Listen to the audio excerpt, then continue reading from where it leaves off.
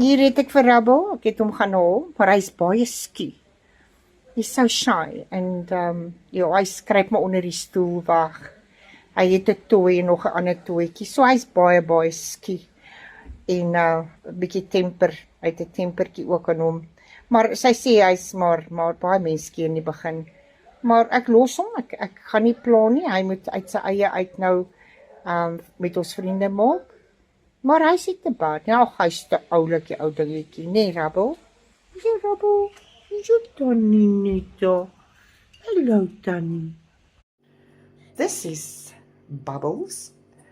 And Bubbles is going to his new foster home today. Well, not a foster home, his new forever home. He's going to Cradock. So we're transporting him to Cradock. Bubbles. And he is such a sweet little thing. Oh, my heart is so sore. I would love to keep him myself. But yeah, he's got a loving home awaiting him.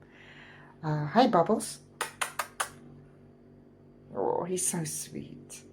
So we will be leaving in an hour's time to take him through to Cradock.